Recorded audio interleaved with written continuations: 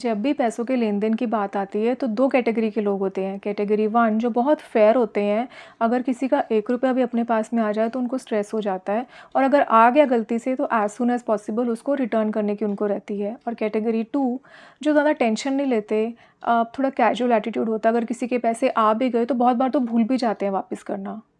अब Sigmund Freud जो कि साइकोएनालिसिस के फाउंडर थे, उनका क्या कहना है इस बिहेवियर के बारे में? क्या लोग सच में भूल जाते हैं पैसा देना या सिर्फ एक्टिंग कर रहे होते हैं? तो कमाल की बात ये है कि वो लोग एक्चुअल में भूल जाते हैं पैसे देना। ऐसा नहीं है कि वो हमेशा एक्टिंग कर रहे होते हैं, 90% तो टाइम्स उनको याद ही नहीं होता कि मैंने कब किसी के पैसे लिए थे और मुझे उनको लौटाना है। जब कोई याद कराता है तो वो बोलते हैं हाँ, दे दूँगा और फिर से भूल जाते हैं। इस फिनोमिना को बोलते हैं साइकोलॉजिकल डिफेंस।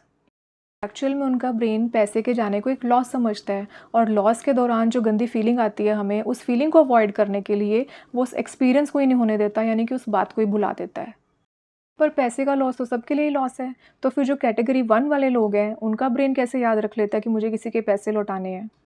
तो उन लोगों का ब्रेन वैल्यूज़ या मॉरल्स के लॉस को बड़ा लॉस समझता है कंपेयर टू पैसे के लॉस से। तो यहाँ पे बात इंसान के चाहने या ना चाहने की नहीं है, जब कोई मोमेंट आएगा, तो उसका ब्रेन सबकॉन्शियसली वैसे ही एक्ट करेगा जैसे उसने अपने आप को ट्रेन किया हुआ है। तो इसीलिए जैसे इंसान बदलता है उसके एक्शंस भी बदल जाते हैं।